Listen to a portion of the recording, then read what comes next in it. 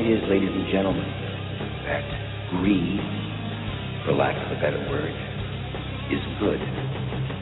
Greed is right. Greed works. But stocks are looking 100 deals a day. I choose one. Relax, pal. First lesson in business, don't get emotional about stocks. How's the judgment? It's all about bucks, kid. Money never sleeps, pal. Just made 800,000 Hong Kong gold. Hang on, baby Jesus, this is gonna get bumpy.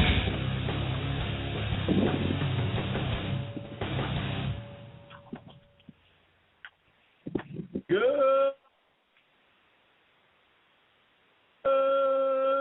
morning and welcome back to Stock Traders Talk Radio on this magnificent Monday, May the 14th.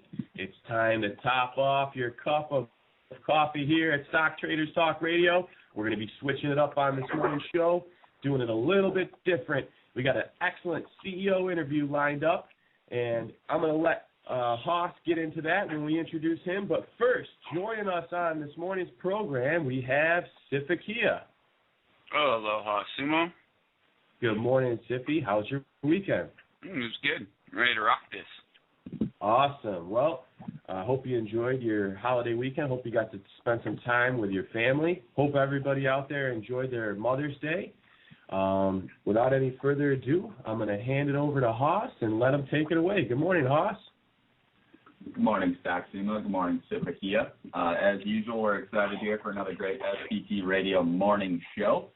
And we actually have a special treat this morning. We have FBC Holding representatives here to talk a little bit about their company. So we got an exciting STT Radio CEO interview coming here shortly. First of all, I would like to introduce Mr. Christopher Leclerc, the CEO of FBC Holding. The ticker is FBCD. Mr. Leclerc has a diverse history and background in the management, investment, and finance industries. Welcome to Stock Traders Talk Radio, Mr. Leclerc. Oh, thank you very much. I'm happy to be here. Do you mind if I call you Chris throughout the interview? Is that okay? You can call me Chris. It's fine. Not a problem. All right, fantastic. Also joining us on the show, we have some other representatives and partners with FBC Holding. Mr. Todd Wanish. Is it Wanish or Wanish? Wanish. Okay, Mr. Todd Wanish. He's a New York-based artist and designer of different types of, looks like web applications, toys, and different types of animation. You got it. How you guys doing this morning? Doing fantastic. Thanks for joining us. Sure, no problem. Also joining us on the show this morning, we have Mr. Mike Kern of Sport Technology LLC, working with the Flowboard Project. Welcome to the show, Mr. Kern. Welcome. How you guys doing? Great. Well, without further ado, I'm basically just going to let Chris take over here, introduce you guys, and have you guys talk about what you guys are contributing to the company, the background of the company, and how this project is all coming together. So why don't you take it away, Mr. Leclerc, and start off with a brief background and history of what's been going on and the change in business focus here. Yeah, obviously we were, and still are in several ways, a company building out toys and working with several artists. Throughout the last year, we did build several toys, sculpted, tooled, manufactured, shipped, sold, several toys, in regard to specific license that we had. Stephen Miller, who was not able to be on the call because he's in a very important meeting, I'm happy to announce that we've re-signed him to a several-year contract.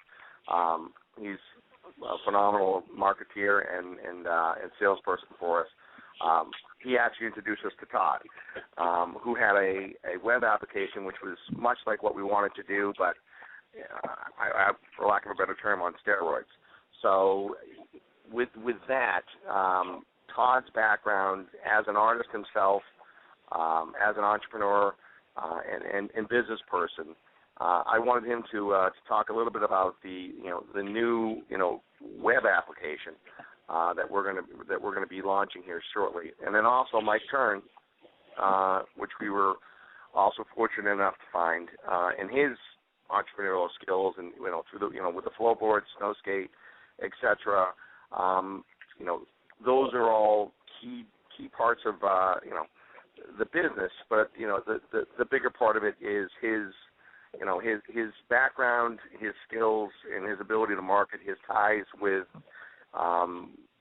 mass marketing, his ties with China, and other places as far as manufacturing, so we can help some of these artists. I mean, essentially, what we're building out is a boutique, and I'll let Todd expound upon it.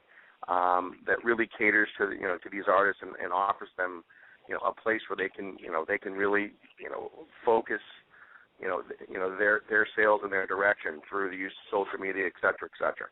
But with that, I will announce Todd Wanish, and I think everyone will enjoy what he has to say about what we have developed. Yeah. So thanks, Chris. And I guess what our main core problem that we're solving is the problems that young artists face and the problems that young brands face. As an artist, you're not really trained you're not really trained in how to actually market and sell your work. You're trained in how to make it, and you're sort of pushed through schooling, whether it's a BFA or an MFA or beyond. You're sort of told to focus on your work. Good work always shines through, and that's what's really going to make you stand out, and that's what's really going to make it sell. And that's not necessarily the case. What is the case is that you're also responsible for selling your work. It's up to you to create an economy for yourself. So it's a huge problem. Everybody knows the myth of the starving artist, the Van Gogh syndrome or the homeless artist or the Basquiat, except that it's not a myth. It's really the case. And what ends up happening and what we have now is, even though we've reached a point in society where we're now 100% visual, whether you're dealing with the internet or you're in an office sitting on designer chairs, everything has been designed, yet the people who create that design and support that design aren't actually able to make a living off of the work that they make. They're forced to take, second jobs or third jobs or work on their craft as a side effect of actually having to make a living. So our core problem is really helping that artist who has a lot of talent to gain exposure for themselves and push them sort of out there in a way where they can slowly build an economy for themselves. Make sense? Wow, that sounds like some fantastic stuff. I'm actually checking out your site right now as you're talking. Cool. Or a site in progress, I should say. The Arting Collection, artingcollection.com is. Yeah, it looks fantastic. So this is basically just a tool where the unnoticed artists can showcase their different types of collections. And why don't you talk a little bit about what you all offer on this site? I see different types of animation. Looks like also the toys along the lines of what FBC Holding was their business focus has been over the recent past. What else? Is there anything else that is going to be offered through this site? Yeah, absolutely. So Arting Collection was actually sort of a first experiment of my own. What was happening is I was working for one of the top artists in the city as an apprentice. I was an apprentice for Jeff Koons here in New York.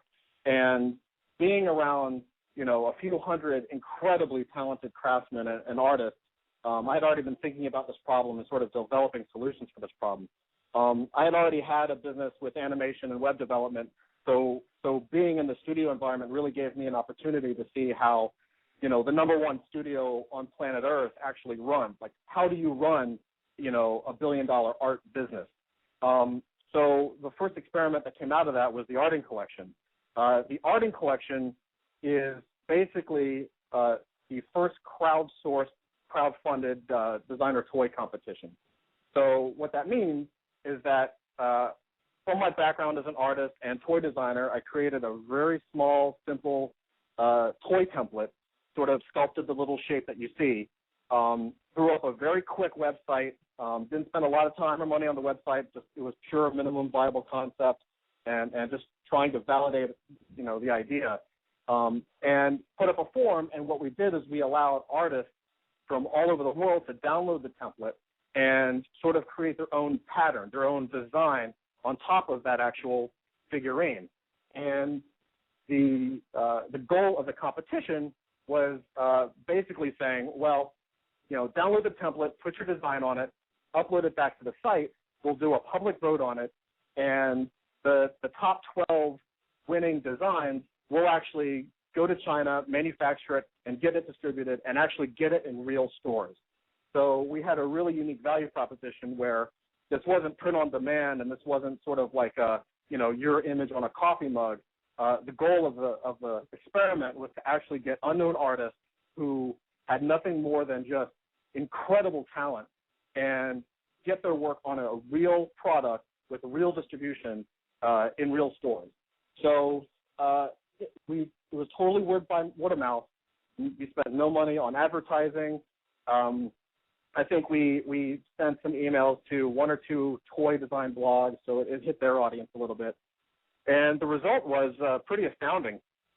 We got 196 designers from all over the world, as far away from as Serbia and Argentina and Italy and Germany, you name it. We probably got a submission from there. And then when we turned on the voting mechanism, those 196 designers brought in 150,000 unique voters to the site. So that means 196 people purely by that intrinsic motivation to, that desire for them to, I want my stuff on this toy in a real store. They were then pushed out and went and got their friends, their family, their entire social networks, and went through their entire social graph and brought back 150,000 people in 2 weeks. And I think our grand winner, the girl who ended up designing the main packaging for that first series, by herself, she brought in over 10,000 unique people. So that shows the power that we have just as regular people, through our social networks, and that it just shows you what draw you can have if you're really motivated to get yourself out there and to push yourself out there. So we got those 150,000 people in. We made the toys. We got international distribution. They're sold in 30 countries, and that was really the first experiment in terms of how to sort of create something that would help to motivate people to act on their own. People don't really care about your website. When it comes down to it, I mean, people, they might like your website. They might think it's fun. If it's a game, they're engaged in the game. But the reality is that they're interested in their own interests. They want something for them. So I think as we develop this concept further, it really is turning the focus onto the person who's coming to the site to either buy work or to sell work. And in terms of focusing on the artist, really giving them something where they feel compelled to become a self-promoter because it benefits them. And then as a side benefit, benefits the website. Yeah, that's fantastic. This whole the whole cloud concept in general, bringing everyone in a specific industry to one place is really starting to become the focus of many business models. So, and I love this site. The site is fantastic. Right. And it just looks great, and I'm very interested to see how it grows in the near future, especially with the use of the different types of social platforms and stuff. And it looks like you have a pretty impressive background. Some of your animations appearing on some of the well-known names, MTV, Cartoon Network, Adult Swim, Nickelodeon. Is there anything you want to talk about regarding your background in those realms? Yeah, sure. After I graduated from school back in the day, I was a fine arts major. So when I graduated, I was able to go into a wood shop and cut a stretcher together, stretch it with a nice canvas, gesture that canvas, and paint something really awesome on it, which by itself is incredible if you're living in the Italian plains in the 1600s. But in terms of a modern day career, you're kind of up against a wall with it. So after graduating, I sort of moved into animation because it sort of contained all those elements that I love, including storytelling. I'm a huge, huge storytelling buff. It's all about experience of what you can see and what you can feel and how to tell that story. I moved into animation. Worked on it for years and years and years. Was fortunate enough to work on some of the early the Flash videos, which now most television shows are made out of Adobe Flash, and it's really the only way to make an animation domestically. So I was able to sort of bring that in as part of a really great team. And as we moved on and as I moved further along in my career, it sort of morphed into other things. The basis of storytelling kind of crossed across all verticals.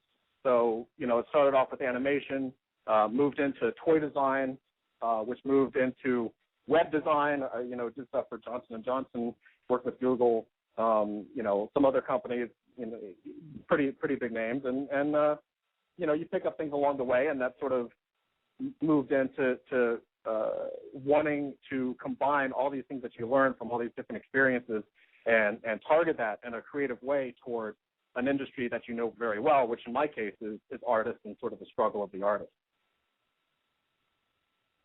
Yeah, great. I know for one, I have several friends that went to school, to become an artist, and, they're struggling as they try to get their works known. So this platform, I think it's a fantastic idea, and I really think it'll take off. So thank you for joining us on the show here. Absolutely. I know you're sort of in a hurry this morning, so we'll move on unless you have something to add, or if there's another question that Mr. Leclerc wants you to answer for us. No, I actually, Todd, I think you did a phenomenal job of explaining, the site and the reasons behind it. We can get into more of how that creates, revenue down the road. I mean, some of it is self-evident, but if there are other questions on that, I can certainly take those. I appreciate, Todd, your time, and thank you so much for joining us here this morning. Yeah, and I'd just like to say, thanks guys, for having us on, and just keep your eyes out. We're going to be doing some really interesting and unique things coming up here. And if anyone wants to join in the conversation, I mean, I love talking about this kind of stuff, so feel free to follow me on Twitter at Wanish, WAHNISH, and I'm there all day. So take care, guys. That's great. Thanks, Todd. Thanks, Todd. All right, good stuff. Yeah, we'll get into the revenues and stuff like that a little bit later. I figured he was short on time, so we'd have him focus on his site and stuff without worrying about that right now. Why don't we move on? Why don't we bring on Mr. Cairn, talk a little bit about the other side of your business here? Yeah, let's do that. I mean, like I said, Mike is got an amazing background, a fantastic marketer, salesperson. Has designed some, for lack of a better term, very cool stuff that has sold very, very well, and with that, that was a part of bringing him on, having the ability to have some of these other products. But, additionally, and probably more importantly, was, his background, his entrepreneurial skills, and his connections in the mass markets, and his connections, with manufacturers. And so with that, I'll introduce Mike Kern, and we can go from there. Mike, you there? Hello, guys. Yeah. I'd like to elaborate a little bit on what Todd said, and that's really where my strength is. I've owned my own businesses for over 15 years and doing everything from marketing, sales, distribution, production. Have an office in Shanghai where I do a lot of OEM business for many, many years. And my strength really is listening to more to Todd now. Also, artists is one thing, engineers are another. So most of the products that I've developed have done through engineers, where engineers they're smart, and I'm not an engineer, I'm a marketer or distributor. So all the products that I've gotten developed, for the last 15 years have come from people that, that are the smart guys, I call them, and the engineers, and they're able to build a product, patent it, make it, perfect, which I don't do, but they don't know how to get it to the market. They don't have the resources. They don't have everything. So over time I built up a mass distribution, not only from mass retailers like Walmarts and Targets and Costco's and so forth, which I've done business with all of them, but also specialty retailers all the way down to your mom and pops, small retailers, surf shops, skate shops. I've done everything from clothing to sporting goods and toys, where I'm really at, but also licensing experience as well, and putting deals together, basically taking somebody's idea and taking it to fruition. So the team really, really makes a lot of sense, because now you've got artists that Todd's working with to be able to bring them into the play, and then also I'll be able to bring them into play too, where the art turns into a product, whether it's on the flow board, one of my products, or one of our products, I should say, the company's products, and also on the medium that they use as well for their art. So what I'll be doing is really being able to help organize the entire process to get out to distribution, so we can get the revenues up. So that, in a nutshell, I want to elaborate on Todd's note there. But the flow board is basically a skateboard, and it has 14 wheels, 2 opposite arc truck sets, which are based on geometry. And what it does, it allows you to get a surfing and snowboarding feel on concrete. And everyone from Shaun White to Tony Hawks and all the guys that or Kelly Slater, surfers and snowboarders, use it as an off-season trainer, going down hills, on concrete, because it builds the same muscle that they use for their sport. So in that case, and it's also a very mass-driven product too, because skateboarding is so big right now. Skateboarding is the biggest thing there is. You don't see too many people on bikes anymore. You see everyone's on skateboards.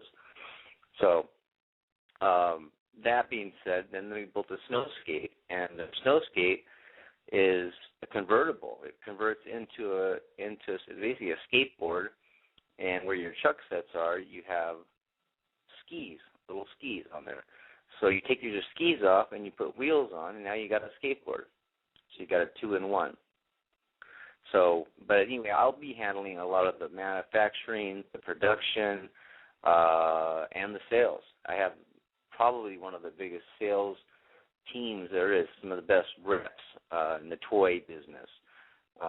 So really, it's a kind of a miracle how it's all come together for all of us to be able to make this company huge.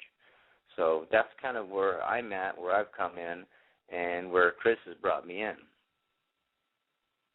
Very, very cool. I mean, combining cloud sourcing with your extensive network, focusing with your flow board and, expanding into the art realm and stuff like that, that sounds like a pretty killer team. So I'm starting to see why this team was put together in the first place. And it looks like sales of the flow board haven't been exactly small. We're not talking a small amount of dollars. We're talking millions of dollars since you released the product.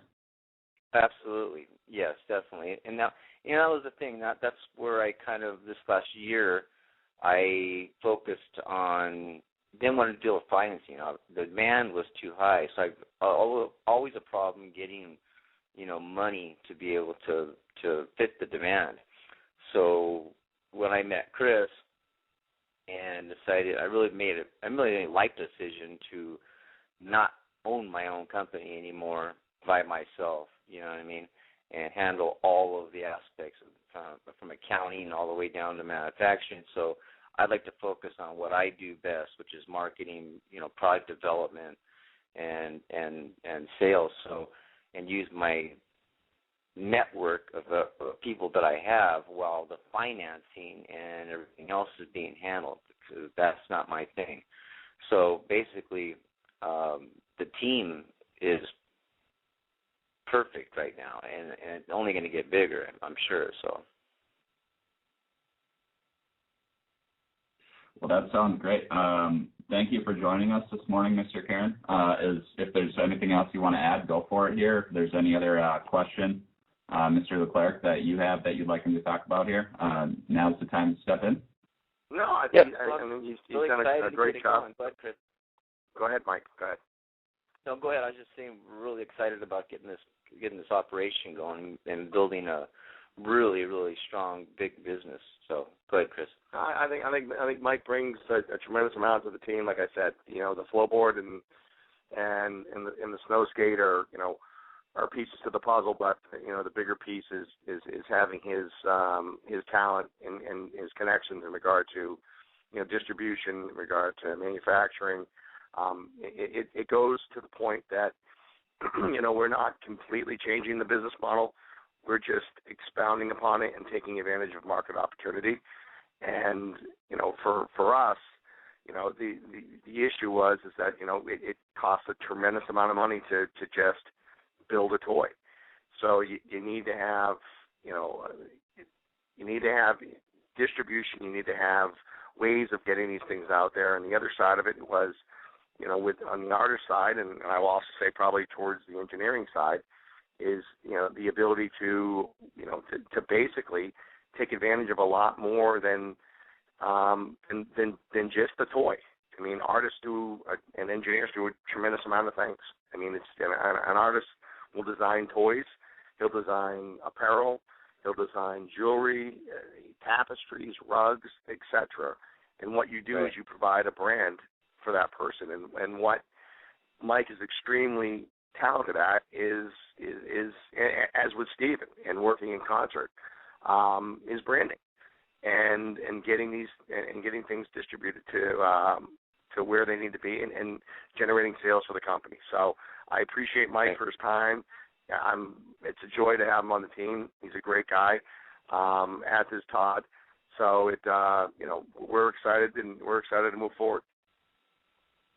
Yeah, and just to elaborate one more thing on that, branding is key. One thing I didn't mention, we wanted to create a brand that's going to be there for a long time, and that way you can keep on bringing in new products, like you said, tapestries to whatever it may be that needs to happen.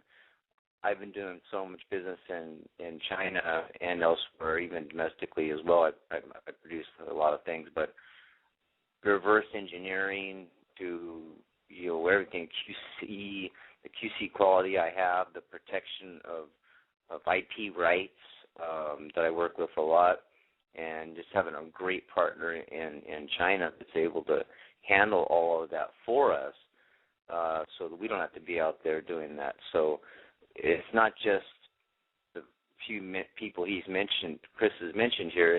It's a lot more people that are involved with me coming aboard and putting everybody together, and then orchestrating it is also key too. So the orchestration of it all needs to happen. You can't have an 8-cylinder car working on 2 cylinders. So that's what we're doing. And with that, I would say goodbye to y'all. All right. Well, thanks for joining us, Mr. Karen. Great stuff. Thank Sounds you, like you're affiliated with some big names out there, so I'm very excited to see what you bring to the company in the future as far as networking and distribution. So thanks for joining us. Great. Thank you, guys. Thanks, Mike. Okay. Bye-bye. All right, great stuff from both Mr. Wanish and Mr. Kern. It sounds like you're forming quite the team there, Mr. Leclerc. Yeah, I mean, I'm excited. I mean, I think with the addition, not the addition, but the relationship with Steven Miller as well. Like Mike said, really the tentacles go out a little bit further, with the connections that these guys have. But between Steven, Todd, and and Mike, and myself with some of my connections as well. I think that there's a great opportunity out there. I mean, from the standpoint of where we're at, you have to. I guess I'll go back to the Wayne Gretzky, quote. You can't go to where the puck is. You got to go to where the puck's going. And that's why he was successful. So if you read the markets and you see all the social media, you see, where things are happening, and you give an opportunity to people to drive, which, like Todd said, it's in their own best interest to drive traffic to the site. And they're branding themselves amongst peers as well. It creates a tremendous opportunity, and with a lot of these blogs and Twitters, Facebook. I mean, things can go viral in a hurry, and it was an opportunity for us to make this move to say, you know what, in this market, this is the right place to be, and let's do this now, because that's, this is where the future is. And so I'd rather be ahead of that curve than behind it. So with that, yes, it's an amazing team, and I'm excited. Okay. Well, it sounds like you're definitely venturing off in a slightly different direction than exactly what the business was focusing on in the past. Why don't you just talk a little bit about, the different things that made you change your business focus slightly? Well, I mean, when you look at it, I mean, you license with, a number of different companies, and we pay for the license, and so you have that, and then you have to sculpt. So you sculpt, whatever the toy is going to be, and in this case you could say, Julius the monkey, and it's going to go back and it's got to be approved, and then you get a tool, and then you have to manufacture, and you have to ship, and you have all the logistics of that, and which is fine if you have several runs of a particular toy, which it's not to say that we couldn't, but the process of getting from A to B is probably a $40,000 process. And, there's only so many dollars that you have out there that you can spend. So you have to say to yourself, okay, well, what's the best use of our money, our capital, shareholders' capital? All right, where are we going to spend it, and make the most for them? Where's the best ROI? And, when all was said and done, the best ROI was to go with the web-based platform, to bring on guys like Mike Kern that can help us, distribute and manufacture, and help some of these artists, get their stuff back, create a place for the artists to really brand themselves, amongst their peers. And that's really the reason. I mean, at the end of the day, you have to make a decision. You can continue to say, well, I'm going to build this toy, I'm going to build that toy, but you have recurring licensing fees, you have recurring royalty fees, and then you also have inventory costs. So from a balance sheet perspective, the right way to do it was, let's remove the overhead, and let's focus on revenues and focus on profitability. Because if we do that, then we have a much better chance of increasing the PPS that I know everyone talks about, et cetera, et cetera. But, to continue down the road of, not to say that it's insane to build toys and to go down that path, but the fact for us, in this market, to try to sell a toy at $65 is not the easiest thing to do. So we did it, and I credit Stephen Miller for that. But what we can do now is have an ability and a platform that offers these artists, these engineers, the ability to really truly market themselves, and we avoid a lot of the overhead and a lot of the upfront costs that in order to do, you have to finance yourself. So I mean, will we have a little bit of financing to get this all launched and up and running? Yeah, but very minimal. And so with that, it was in business you got to make decisions, and sometimes they're not the easiest decisions to make, but you got to make them. And that's the decision we decided to go with because it's the right thing to do for the shareholders, the right thing to do for the company, and we have the best chance of being successful by moving towards the web model, by moving towards guys like Mike Kern, Stephen Miller, Todd Wanish. I mean, that's the best thing that we can do for this company. Yeah, I mean, reducing overhead expenses, expanding your distribution network, moving to a more acceptable and widespread platform, those all sound like great things for both the company and the shareholders. Well, I mean, at the end of the day, you got to look at two things of the company, all right? You got to look at your fixed costs, and you got to look at, your cash flow, and what's the better model. And for me, I'll choose the Todd Wanish, Mike Kern model any day of the week and twice on Sunday. All right, good stuff. Well, moving into the next phase of your business here, what are your expectations over the short term here? I mean, what can shareholders expect to see? What sort of developments with the company? And if you can, put a time frame on them. Yeah, I mean, obviously, we're going to get up. We're going to get up the landing page for the new site. We're working with closely with Mike right now on some orders that he's developed. Obviously, the site's a big thing. So I think that, we'll start, we'll get the landing page up there. We'll start collecting our, email addresses and people who are interested very, very shortly. And I think within, a few weeks, you see a launch. You see a major launch of the website. And, obviously we're trying to avoid any and all bugs, which is sometimes, I guess, unavoidable. But the reality of it all is that's what we're doing. So the goals of the company right now is to get this website up and running so we can start to drive revenue. I mean, you can't be in business if you're not going to drive revenue. So with that, we have some very, great artists that have already, agreed to come on and start to sell their stuff there and drive their traffic. So, those are the short-term goals. I mean, it's get the site up. Let's get the stuff done with Mike. Let's get Mike integrated, with, obviously he's a recent addition, integrated into the entire system, with his distribution, et cetera, and go from there.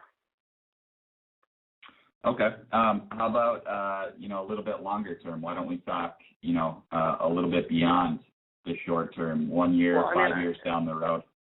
Sure. Let's just look at the reason I made this decision. And it was a decision that was made, with Stephen, and Stephen's introduction to Todd, and then the addition of Mike. The decision was, I looked at just the toy industry alone. All right, toy industry alone is $24 billion and growing, and it always is going to be growing because no matter what, parents will always buy a toy for their kids.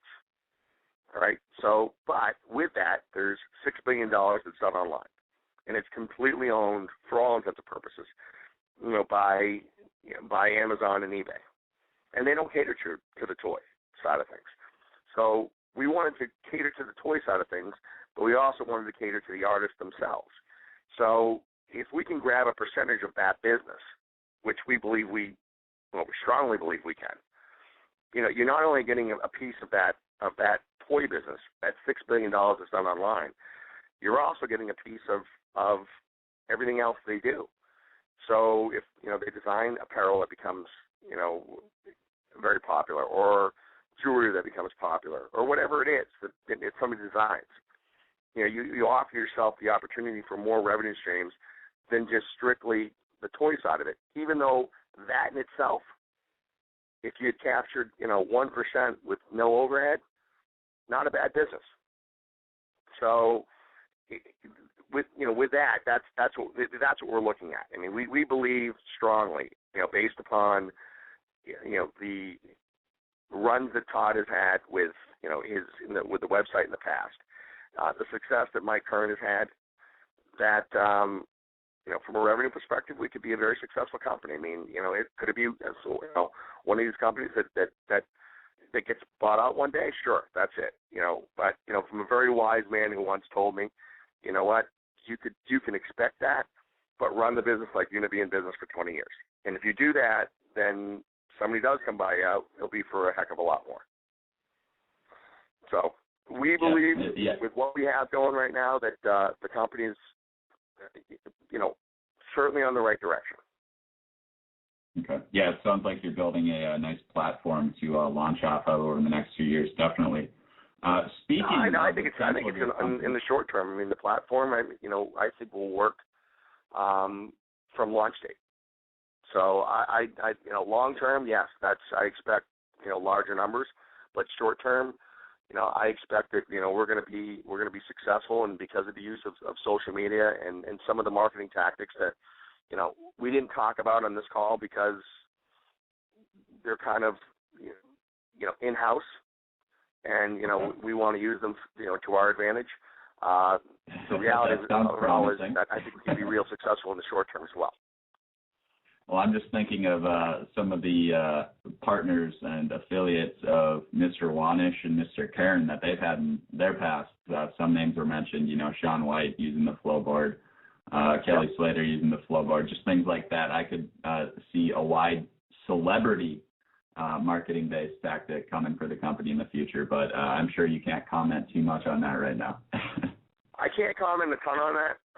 I can also say that there's, the other side of it is that it's never to say that we're not going to license more or gain more licenses, and maybe create an opportunity like Todd talked about, where you could design your own toy, and it's something very, very, very big. And there are some of those things in the works right now. And there's some things that Todd and I have spoken about that we want to keep kind of hush hush, so to speak, right now.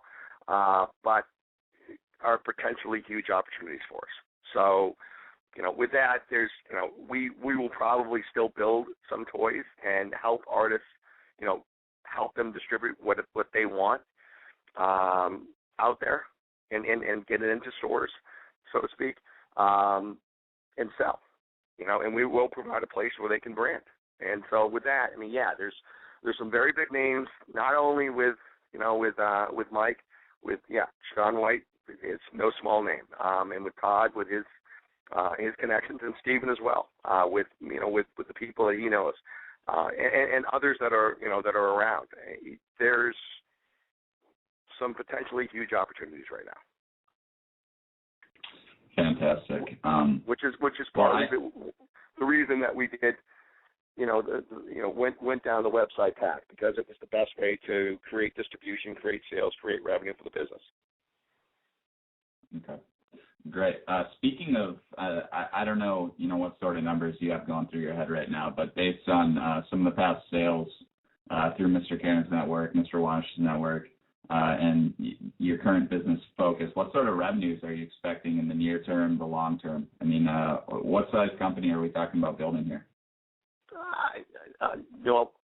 Certainly, I wouldn't say it's indicative of our past numbers. I would say it's significantly larger. And I think with the addition, when you synergize people, and you synergize, if you look at the sales that Mike's had, you look at the sales that Todd's had, you look at the success that they've had, Stephen.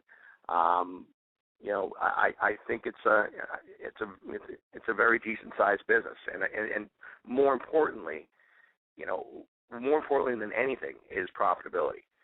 And what we've created here is an opportunity to be, because we've removed the overhead, is to be extremely profitable. And fortunately for us, with if you look at the balance sheet, you have some tax relief, in the near term.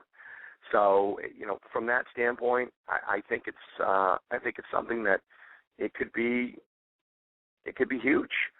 It's a lot of it depends on the people you have around it, and it really all depends on the people you have around it. We have some phenomenal people that have demonstrated success, all throughout their lives. So with that, I expect the company is going to be very successful. Numbers-wise, I couldn't exactly tell you. I can tell you that it's, I think if you ran a business that did $30 million, and you had no overhead, it's a great business. Shareholders made a lot of money because EPS is there. You know, if you could run a business that you do $300 million and it costs you $290 million to manufacture the product, it's not as good of a business.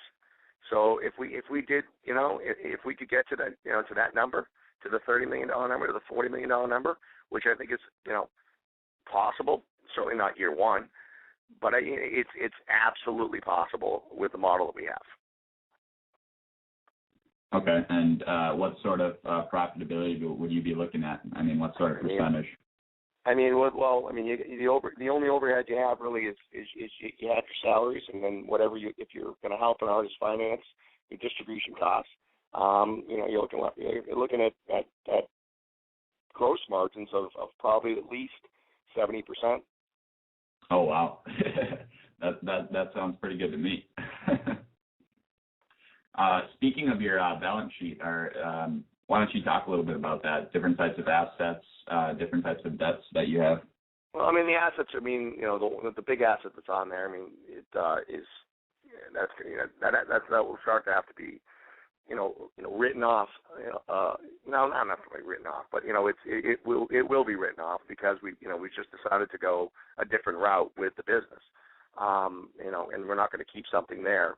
As far as the balance sheet as a whole, I think it's going to improve. I mean, I know it's going to improve. I mean, strictly by one number. I mean, one, you know, stockholders' equity is, you know, it's not going to increase because we issued a bunch more shares. So that's not going to happen. But the revenue numbers, you know, as we launch this, are going to improve the balance sheet significantly, which obviously improves cash. And then, you know, as far as, you know, you're not going to see a big, you know, inventory or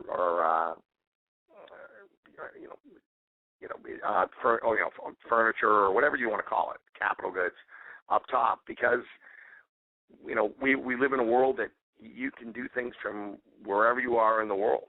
And you know, Mike's in LA. You know, we may have some, you know, inventory may, you know, hit the you know, the balance sheet just because of, you know, we're trying to bring in some goods that he's sold.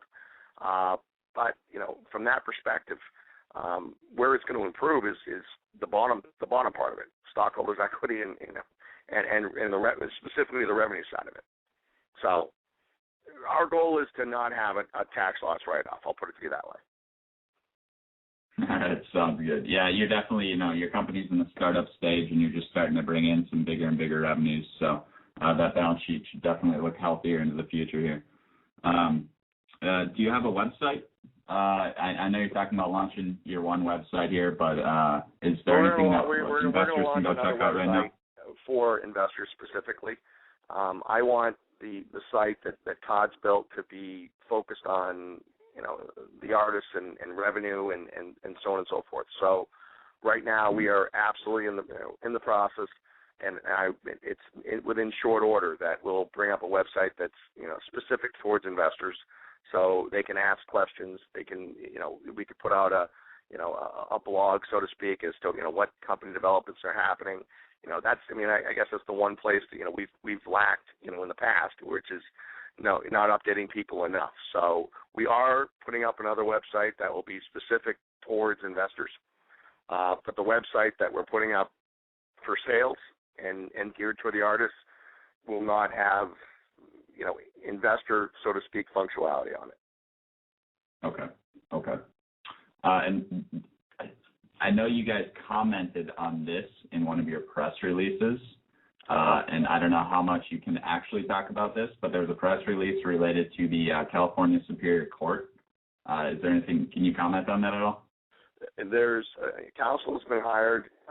The company has never was never served with anything. Okay. With any with or from my existence with any notice of any judgment, etc. Nor was a registered agent, and I've talked to them as well. So we have counsel hired, and they feel very, very confident that the judgment will not exist. So, you know, with that, the company's not going to go into receivership.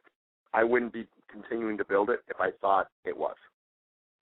Okay. Yeah, and that's. I mean, obviously, you can't say everything 100%, but based upon the advice of counsel, based upon what the past history was, my guess would be that that's something that's going to go away. Okay. Good to hear. All right. Well, we've definitely covered a lot of stuff. As we like to do here on STT Radio, if you had a 5-minute elevator speech to give me as a potential shareholder, what would it be to convince me to be an investor in your company?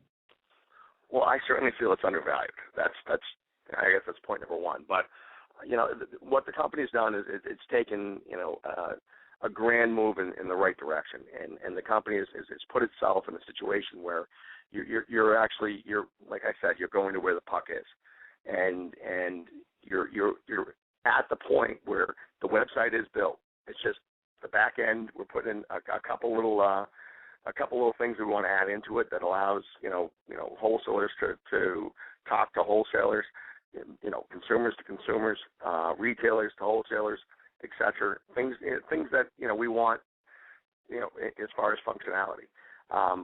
But with that, we've created our a place or a company that caters to the artist that has never existed. I mean, even if you look at it in Etsy, it's not even to the degree of what Todd has developed. You add in the fact that you got Stephen Miller and you got Todd, you got Mike Kern, out there with their connections, their distribution contacts, the people that they've sold to, the mass marketing and mass distribution contacts, the Targets, the Walmarts, etc. We have a company, via this website and via the products that we have, with skateboarding and snowboarding are the two fastest growing sports, and we have something that caters to both of them, and the best of the best ride them.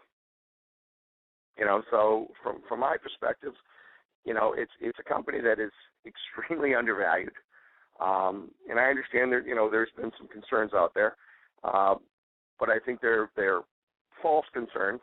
And from my perspective, it's an opportunity to own a growing company, and it's a company I think it's going to grow real fast, just based upon how fast you see social media work.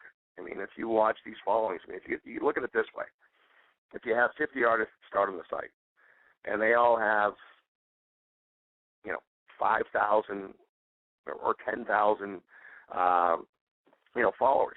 And a lot of these guys, like the Tristan Eatons, of the world, do. So, I mean, with that, you drove that much traffic, but they've allowed to brand themselves within your marketplace, so to speak. And you're taking a small commission in order to do that for them, because you're helping them brand. So from my perspective, it's a win-win for the company and the artist, for the engineer, the addition of Mike Kern, the new contract with Stephen Miller, the addition of Todd Wanish, and there'll be a couple of others, is just huge for this company. Wow, that was a good speech. I liked it. All right. Well, we've definitely covered a ton of information. Is there anything that you want to add? I want to thank everyone who listened. I want to thank, Stephen, who spoke to me earlier, and I want to thank Todd and Mike for their time in getting on here. I want to thank everyone that's believed in us thus far. I see good things to happen. I also want to thank you guys for your time and conducting a very professional interview. And with that, I guess I'll sign off. Awesome. Well, Mr. Leclerc, thank you for joining us this morning, and also Mr. Wanish and Karen. I know they had to leave early, but they definitely some great stuff that they had to talk about. We want to thank you for your time, and as always here at STT Radio, we want to give you an open invitation to join us anytime. And we definitely look forward to hearing about, more updates with your company. So, again, just thank you. Sounds great. Thank you. All right. What do you think, guys? Sumo, Sippy? Good job, as always, Haas. Great job. No, that was a great interview. Are we live or are we not live? We are live. Okay. This is your chance. We are live. Sippy, you here, bud? Yeah, that was good stuff. Good interview. Good stuff there, Mr. Leclerc. I look forward to trying that flow board out myself. I'm a surfer, so sounds cool. It's actually my kids have one. I had Mike send me one in the snow skate.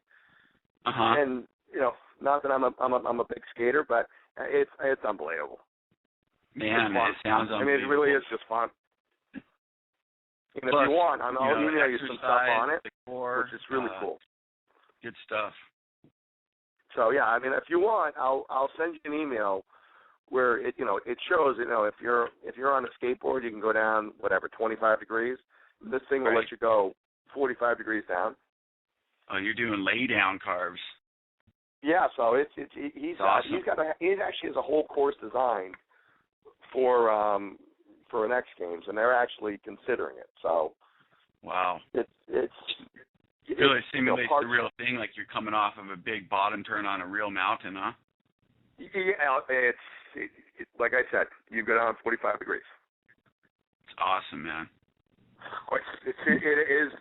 I have 4 sons, but one of them, he's got no fear, and he'll go down, literally the mountain, not the mountain, but what would be a mountain to him, and I mean, it's just to see him come down it. It's crazy. And it's How old are your longer. Kids?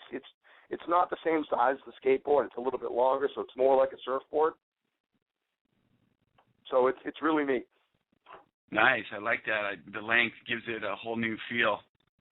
Yeah, the length is probably, I'd say, it's 3.5 feet. Wow. That's cool. I like having that extra length underneath you. It gives you that stability. Yeah, it's a neat product. It really is. That's cool. Mike's a really interesting guy in the fact that a lot of people come to him because he's so skilled in marketing things. So it's one of those things where he hit a home run and we got him, and he licensed the company for the on the cheap because, like he said, he wanted to he wants to build something big, and it's financing and doing all that is not his gig, so to speak, Yeah, well, don't be shy. Send one over to STT Radio. We'll put it to use. I promise you that. We'll do that. I got no problems with that, and we'll get one right out there. I told him, I'm not a skateboard guy. But hey, I'll shoot a video of me ripping it down the Haleakala Crater. Chris, how old is your kid that you said the fearless one that's using it a lot? He's 7. Oh no, he's 8 now. Oh wow, so he just turned 8. So it's, yeah, he uses it all the time. I mean, the house behind mine, it's got a hill it's a hill. I mean, you come down. I mean, he needs like a landing space. I mean, but he's on it. So I mean, he loves it. Cool. They use it in the house. Good for, what's that? Sounds like it's good for all ages then. Yeah, I mean, I wouldn't, I don't love it when he goes down there because he's the best kid on my baseball team, so I don't want to see him get killed. Yeah, not all kids are created equal, right?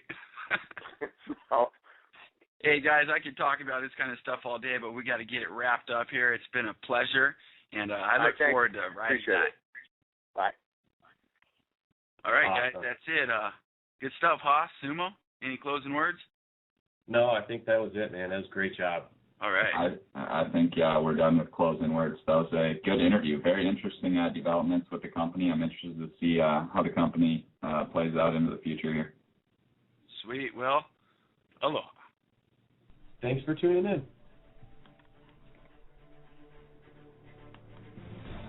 Thank you for listening to Stock Traders Talk Radio. All views and topics talked about on Stock Traders Talk Radio is solely for entertainment purposes. We are not professional financial advisors and always recommend you seek the advice of a professional financial advisor. Never invest in any stock featured on our show unless you can afford to lose your entire investment. The information contained on our show is based on sources which we believe to be reliable, but is not guaranteed by us as being accurate, and might not be a complete statement or summary of the available data. Stock Traders Talk Radio advises that the investments in companies profiled are commonly considered to be high risk, and use of the information provided is at the investor's sole risk. Thank you for listening to Stock Traders Talk Radio.